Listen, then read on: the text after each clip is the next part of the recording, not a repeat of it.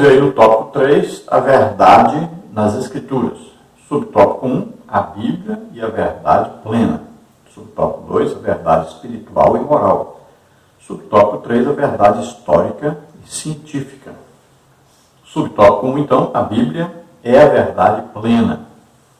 O termo verdade do hebraico, emet, significa o que é confiável e correto. O vocábulo grego aletheia tem o sentido de real e fidedigno. Nas Escrituras corresponde à realidade exata dos fatos em concordância com o pensamento de Deus. A Bíblia ensina que Deus é a verdade, João 14,6 e Romanos 3,4. E a sua palavra também é a verdade, João 17,17. O escritor aos Hebreus declara que é impossível que Deus minta, Hebreus 6,18. Paulo ratifica que Deus não pode mentir, Tito 1,2. Em vista disso, cremos que a palavra de Deus possui autoridade, Mateus 5,17 e 18, e deve ser obedecida acima de qualquer autoridade humana, Mateus 15, 3 a 6. Assim, esses textos servem de base para a afirmação: o que a Bíblia diz é o que Deus diz. Vamos ver João 17,17 diz: santifica-os na verdade, a tua palavra é a verdade. Vamos ver Mateus 15,6 diz: e assim validastes pela vossa tradição o mandamento de Deus. Vemos aí carta do apóstolo Paulo a Tito, capítulo 1, versículo 2 diz: em esperança da vida eterna, a qual Deus, que não pode mentir, prometeu antes dos tempos dos séculos. Então, a Bíblia é a verdade, ou seja, é a palavra de Deus, é o correto, é o verdadeiro, é o autêntico, é confiável. Nós podemos apostar nossa vida nisso.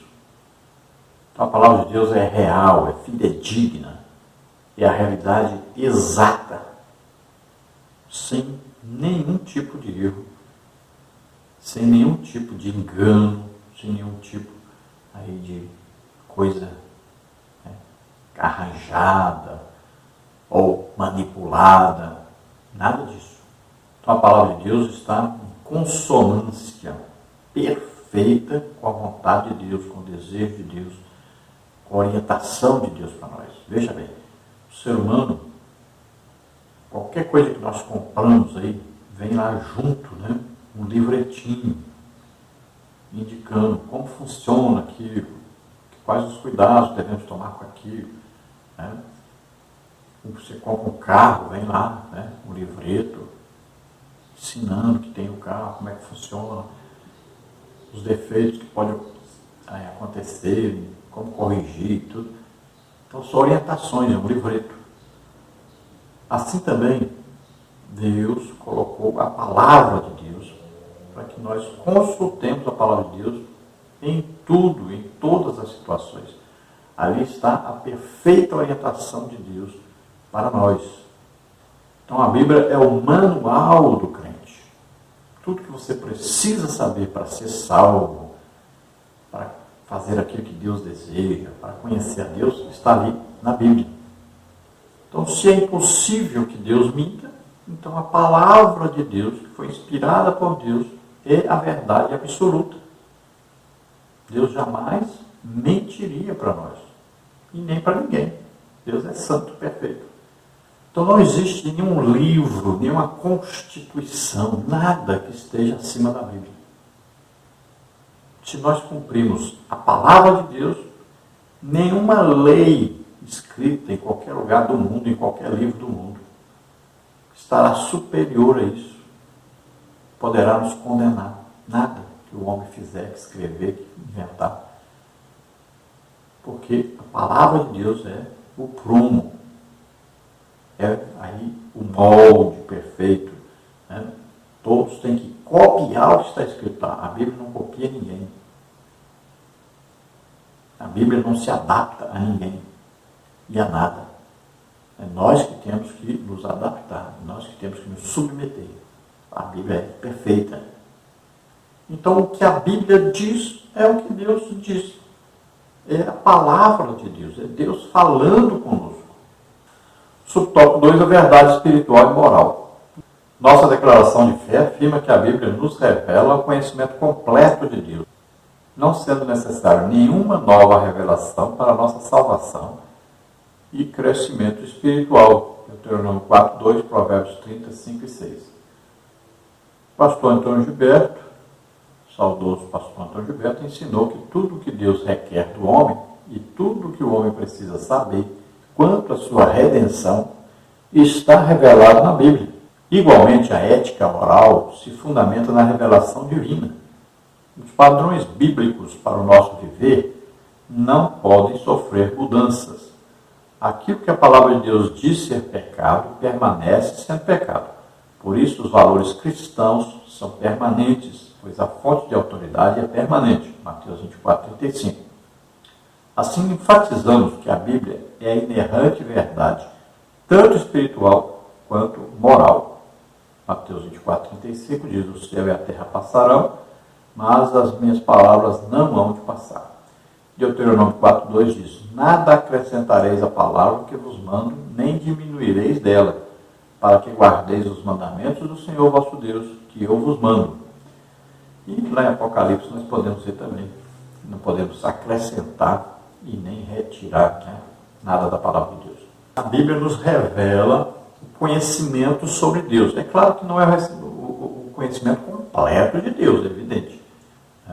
Mas tudo que está escrito é suficiente para nós conhecermos o que nós precisamos conhecer sobre Deus, sobre a salvação, sobre o nosso viver, sobre a nossa moral, sobre toda a nossa vivência aqui na Terra. Então, tanto para a nossa salvação, quanto para o conhecimento de Deus, para o crescimento espiritual, para a nossa vida cristã, tudo está na palavra de Deus. Nós temos que apenas ler e nos submeter ao que está escrito na palavra de Deus. Então, o que a Bíblia diz que é pecado, é pecado.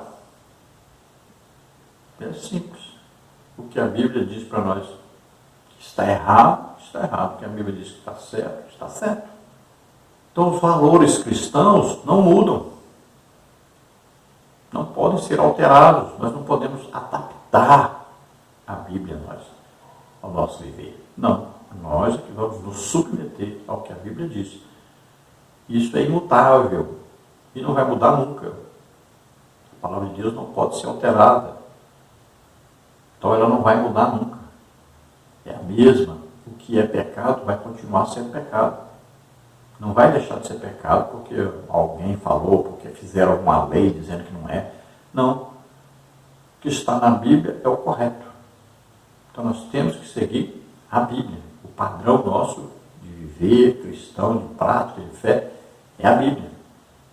E Deus adverte para que nós não mudemos nada na Bíblia. Não pode ser retirado e nem acrescentado nada. Não pode ser mudado. É o que está escrito ali, é o correto, é a palavra de Deus. No subtópico 3, nós temos a verdade histórica e científica. Cremos que a Bíblia é divinamente infalível em toda a matéria que aborda. Salmos 12:6, 19:8. John Wesley escreveu que se houver um erro, pode haver 1000. E se existir alguma falsidade, então a Bíblia não é o livro da verdade de Deus. Por conseguinte, a Escritura não se equivoca quando descreve a criação, os eventos da história e os fenômenos da ciência. Significa que Deus guiou os autores bíblicos e os preservou do registro de inverdades de qualquer natureza. Segundo o livro de Pedro 1:21, ou segundo a Epístola de Pedro. Assim sendo, endossam que a Bíblia Sagrada é a verdade inspirada de Deus, inerrante em sua totalidade, isenta de toda falsidade, fraude ou engano. Vamos ver Salmos 19:8 diz: as palavras do Senhor são palavras puras, como prata refinada em forno de barro e purificada 7 vezes. Vamos ver Salmos 19:8 que diz: os preceitos do Senhor são retos e alegram o coração. O mandamento do Senhor é puro e alumia os olhos. Vamos ver a segunda epístola de Pedro 1:21, que diz: porque a profecia nunca foi produzida por vontade de homem algum, mas os homens santos de Deus falaram inspirados pelo Espírito Santo. Então nós temos que crer que a Bíblia é infalível, é inerrante, a palavra de Deus para nós é a verdade, é o prumo, é o correto, e não contém erro nenhum. inerrante. Porque se você acredita que a Bíblia tem um erro, então ela pode ter 1000. Veja bem, se você vai ler a Bíblia aqui, pode ser que aqui tenha algum erro. Então, você não pode confiar num livro que você acha que tem erro. Porque se você achou um, pode ser que então que tenha 1000. Você que não viu os outros. Então é importante entendermos isso. Temos que confiar inteiramente na Bíblia e saber que esta é a palavra de Deus, a correta palavra de Deus. Tome cuidado com essas tantas traduções que fazem por aí. Né? Pegue lá a Bíblia de Estudo Pentecostal. Né? Use esta, é ótima. Não precisa ficar trocando de Bíblia direto aí, cada um. Né? Ficam modernizando as palavras e coisa e tal. Não, use o simples. Então, o que a Bíblia fala sobre a criação, sobre a história, sobre os fenômenos aí, né? A Terra, o que aconteceu, o que acontece, então, tudo isso é lá a verdade. Você viu que tem gente até dizendo que a Terra é plana por aí, contrariando a palavra de Deus? Tem gente que até torce o que está escrito na Bíblia para apoiar essas ideias malucas que aparecem por aí.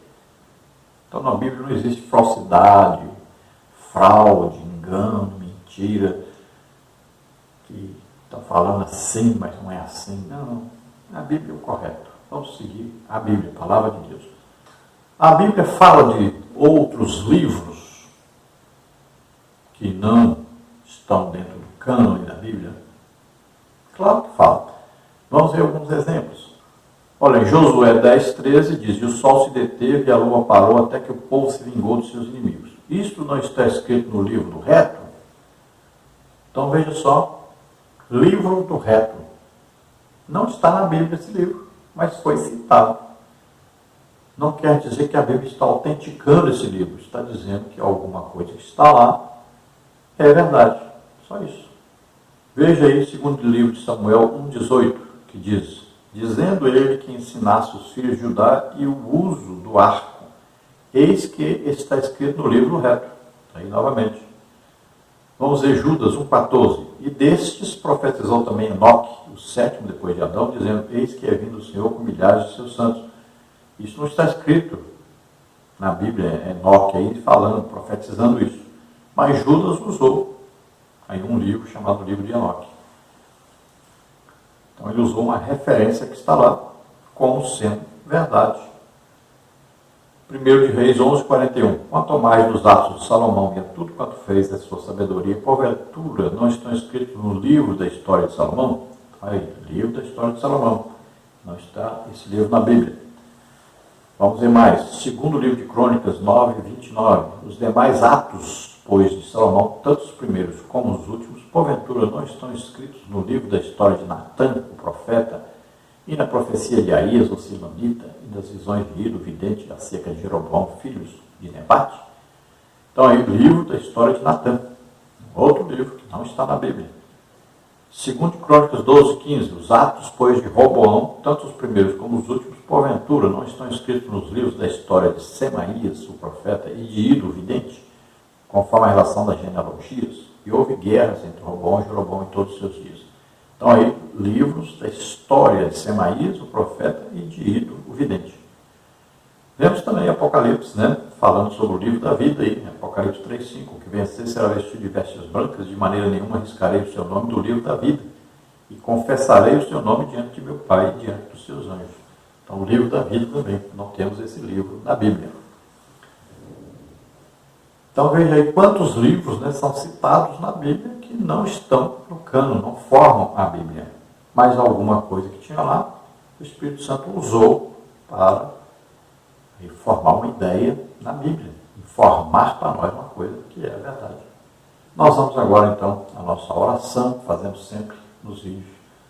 Se você deseja entregar a vida para Deus, entregar a sua vida totalmente ao Senhor, crendo que Jesus Cristo veio ao mundo, nasceu como homem, morreu por nós na cruz e ressuscitou. Você crê nisso, então você vai se arrepender agora dos seus pecados, pedir perdão a Deus e vai entregar sua vida a Deus, crendo que Jesus Cristo é o Filho de Deus, que veio ao mundo, morreu por nós na cruz levando nossos pecados, doenças, enfermidades, maldições, tudo que era contrário a nós. Ele levou na cruz, morreu em nosso lugar e ressuscitou. Está vivo à direita do Pai, onde intercede por nós. Você creu nisso, você recebe a salvação agora. Vamos orar juntos? Se você está doente, está enfermo, vamos orar para que você seja curado agora. Vamos orar. Pai querido, em nome de Jesus, te apresentamos essas vidas que se chegam a Ti arrependidos dos seus pecados, crendo agora que Jesus Cristo, Teu Filho, veio ao mundo e levou sobre ele os nossos pecados, doenças, enfermidades, maldições, tudo que nos era contrário, e ressuscitou ao terceiro dia, está à direita de Ti, ó Pai, intercedendo por nós. Eles creem, Senhor, portanto, escreve seus nomes no livro da vida, dá-lhes agora o Espírito Santo, dá-lhes a salvação, em nome de Jesus. Pai querido, aqueles que estão doentes, estão enfermos, cura agora. Jesus já levou a sua doença, a sua enfermidade, a sua maldição na cruz. Creia nisso. Receba agora a cura em nome de Jesus. Toca nele, Senhor. Em nome de Jesus. Solta toda doença, toda enfermidade. Solta agora em nome de Jesus. Amém? Glória a Deus.